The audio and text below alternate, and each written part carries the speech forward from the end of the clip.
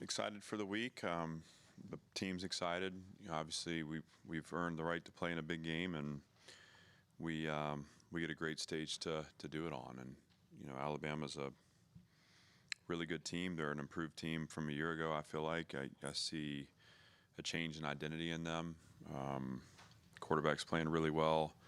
They're possessing the ball on offense. Defensively, they're more multiple than they were a year ago. Seem to be going further down the call sheet and having success that way.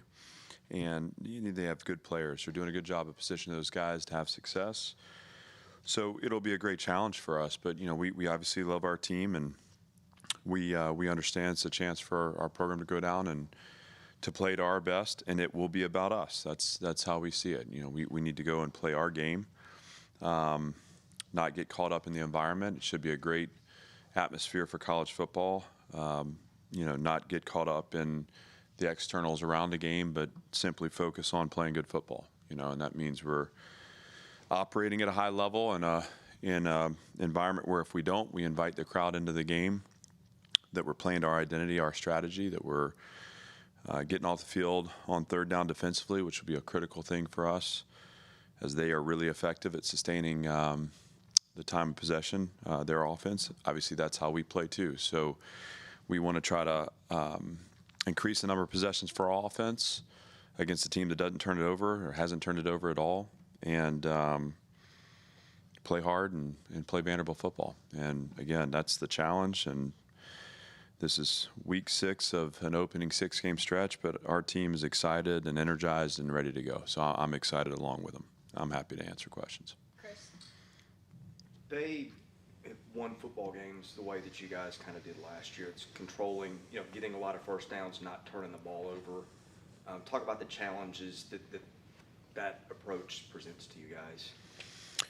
Well, they have explosive skill, so I want to be careful and not just saying that's we if we're tackling well and we're covering well, then they're gonna be more methodical. If we're not tackling well or not covering well, they can get up and over the top pretty quickly. And if you watch, they had opportunities against Georgia where they were open down the field and just off for whatever reason.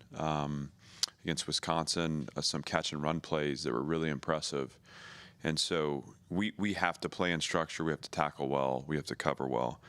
That'll force them to be a little more methodical, which again then becomes how do you get them off schedule and get them off the field, because the risk you run if you're not able to do that is our offense, which we think is pretty good, is standing on the sideline the entire time. Now we're not going to lose patience. This is how we have played, for 2 years now. So we can be patient, and we're going to defend every blade of grass, and we need to do a better job in this game of forcing field goal attempts at the end of long drives, which was something we did, against Virginia Tech, where we took on a little water in the first half, but two long field goal drives, it becomes a difference in allowing for a separation in the second half. So to be patient defensively, to be opportunistic when you get them behind the chains, to have the ability to get off the field on third down gives us a chance to possess the ball. And as long as we're covering and tackling and forcing a methodical approach, then the game comes down to who gets the most possessions. We want to create as many as we can for Diego and the offense, and we feel like that would position us to get the result we want. Graham? Coach, college game day coming to Tuscaloosa. 2 years ago, I don't think anyone would have really thought this was going to happen. Just how special is it for you and the rest of the coaching staff and the team to be on a national stage like this?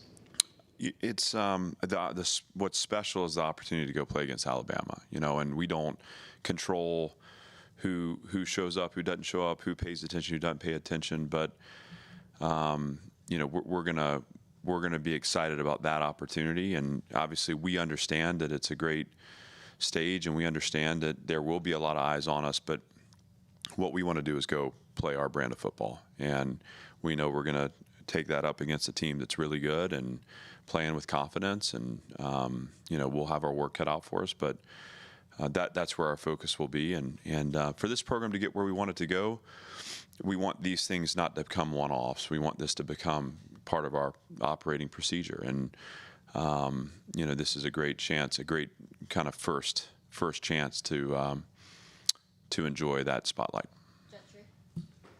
Clark, given what happened last year, I'd imagine you probably expect their best shot here. And is there some respect in that, given that where this program has been and where it's going?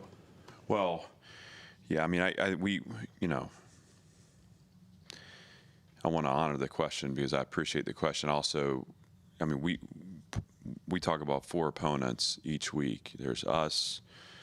There's the emotions of the game. So the game is an opponent. There's the environment or conditions for the game, and then there's the other team. And one of the things that we always expect is the other team's best shot. And that kind of sets the course for how we prepare. We don't want to put too much energy into thinking about how they're thinking about the game. We just expect them to show up and play their best. And we understand the things that make them good and the things maybe that are weaknesses. And so we try to build a game plan around those things. But ultimately, our focus is going to be on us. And so, I'm excited to have a team here in the middle of the season that has lined up and played our brand of football for 5 consecutive weeks. I have a ton of respect for our team because it's challenging to be that consistent. This is a mature group and a group that takes very seriously the mission we're on. And so we can get really excited for a game in a great environment against a great opponent that a lot of people are paying attention to. And outside of that, we're going to expect Alabama to play their best, and we're going to hope to play our best, and that's going to be our focus, and we expect a great game. Clark, a year ago, I'm not sure how many people outside of this room believed that you guys could win a game like this. To be clear, this room as it sits right now with you guys? Or? No. Oh. Okay, I was loving that for a second. I appreciate you guys. That's great. To get to this place now where I think the expectation is you can go to Tuscaloosa and win, how much has the program grown in the last year, and is that a fair representation to that? We don't expect anyone to see the goodness in what we're doing outside of the people that are in this room day to day. And any level of success is a lag effect of investment. So, you guys have been around, and you know where we've come from in this, and it hasn't been overnight. I mean, God Almighty, I can't grow hair, but if I could, I promise you, it'd be gray at this point. There's been a lot of effort put into this, a lot of learning and growth for me, and as I've been able to learn and grow, the program has been able to learn and grow, and I draw that parallel. I don't hide from that. I think smart people figure stuff out, and it doesn't, I don't judge the fact that we were trying to find our way early on, as we're also trying to resuscitate a program, as we're also trying to motivate a community, as we're also trying to just get the habits and behaviors of the team to align with some sort of result that we're after, and we had a long way to go. So, but there's been a core group of people who have continuously invested, who believed in this before there was external proof or proof and result. And it's that core group that has allowed for this to form through all the adversity and the challenge, while also accepting guys that have come from outside our program in the last 2 seasons to help expedite the process. And I think that's what we've done in the last 2 years. We've sped up a little bit of that growth. And so there's transformation that's happened here. And I go back and I say that transformation is a result of a group of special people that weren't waiting for external signals or results to believe in something, and you guys live in the world. I feel grateful because I think most people want to have a cynical view on these things. It's just human nature to be skeptical. And there were people within our operation that were skeptical, and those people needed to move on. And we sped up growth as we allowed those people to move on, and we accepted in people that saw the goodness in what we were doing and the belief in what we could be. And that's actually what I'm proud of. And that's why I have such a deep respect for what we have created here, because it's been misunderstood outside, but it's been, kind of methodically and consistently built from within. And that's also why I feel like it has a chance to sustain. This isn't overnight. I mean, this has been a long process with a sound foundation, the right people doing the right things the right way. And I'm grateful to have had the chance and the time to grow through the experience, but also to see it through.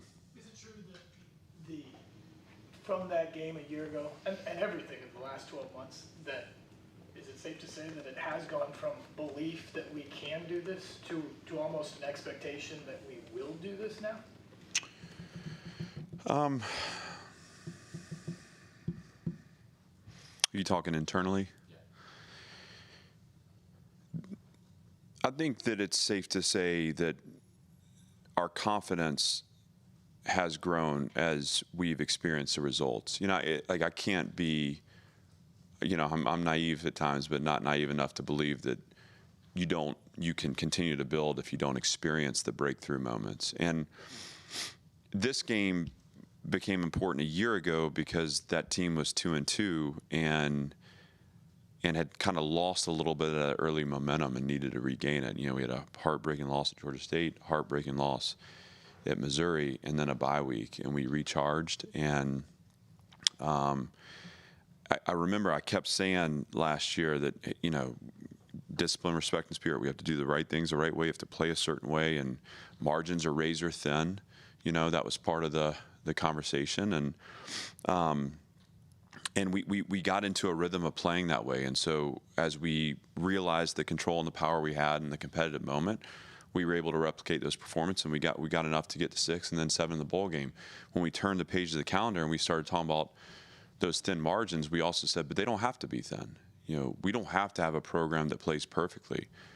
This is how we create through formation in January, winter, and spring is, create a program, create a team here that can go play free and realize we can play through our mistakes and have a chance to still win. And so last season was important for us in terms of getting some of those breakthrough moments to realize, hey, this is something that we can do. I think this season has been about having the confidence to dominate, honestly, to have a dominant mindset when we take the field. And that's a tangible shift that we've had here from within. And I think this is day 265 for this team together. So that shift has happened over those 265 days where we've built trust and built connection and built vision towards what we want. And, we need that confidence to show up for us on Saturday. But, at the end of the day, we're going to play this game. We're going to play our best football and come what may. And it's just, this is the teeth of the schedule, and we have all our long-term goals within reach, and we just got to keep trying to play that optimal game that allows us to have results. We'll go Chris Harrison, Arya. Coach, from what you've seen on film, how much better is this Alabama team than the one you guys faced a year ago? And then also, how much better do you believe this Vanderbilt team is than the one that won this game a year ago? But both sides are better. Both sides are better. I think for Kalen and his group, that their second year, it's you can see the identity of the program taking shape. Like I said, I think there's the offense resembles that group that they took to the championship game at Washington. It's got that kind of feel to it. They're throwing the ball really well. I think they have creative run game.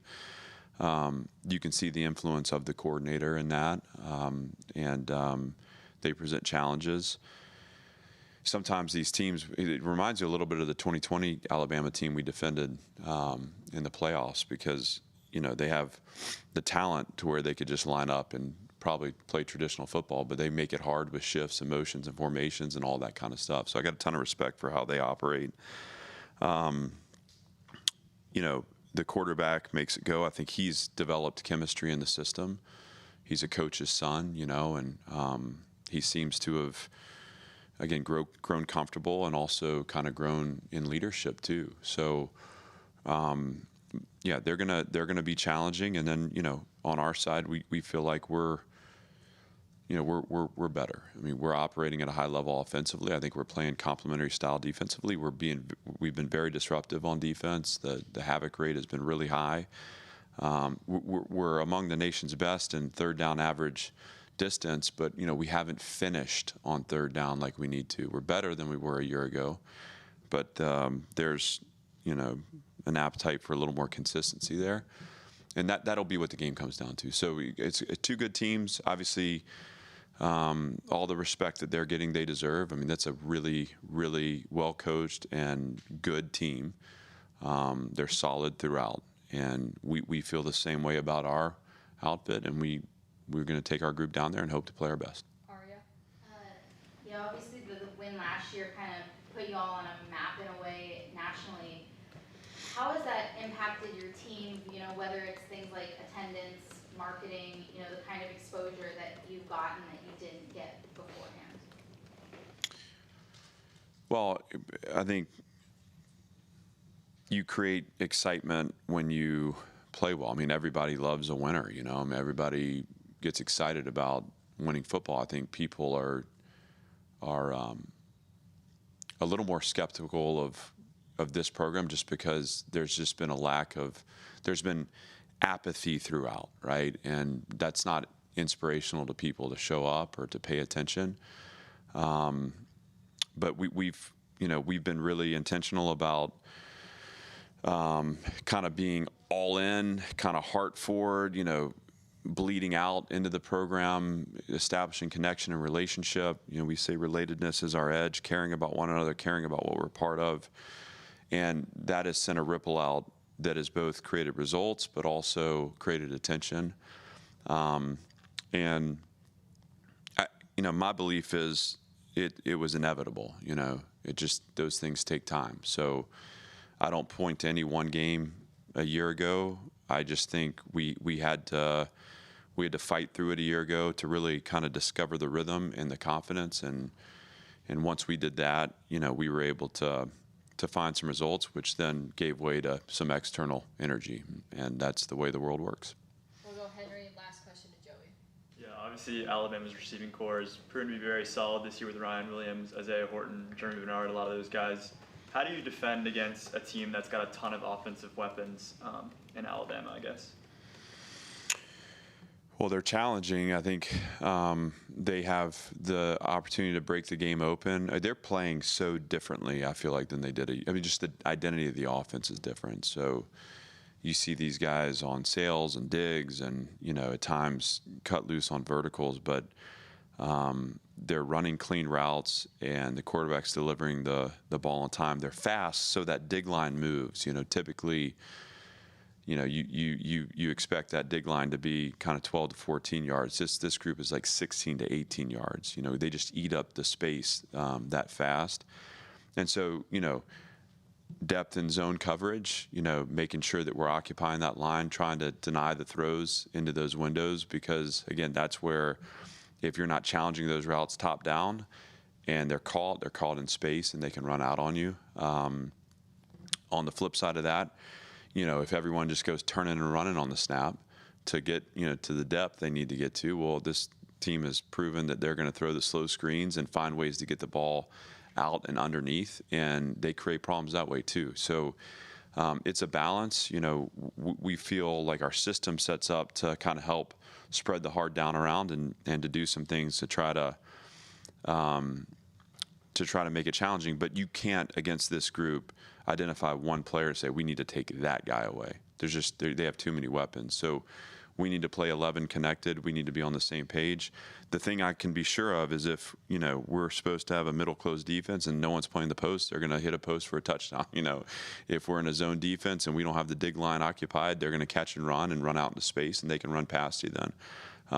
If you don't vice the ball down and play with proper leverage and angle, they're going to run out on you. So what I try to impart on our guys is understand what makes them good, but the focus is on how we play. And this isn't a game where you're trying to create, tricky answers to simple questions. The simple questions are, they have speed, they have skill, here are their concepts, how are we playing top down, and outside in to make sure we ice the ball, force them to line up and snap it, and eventually within a drive capitalize on a mistake.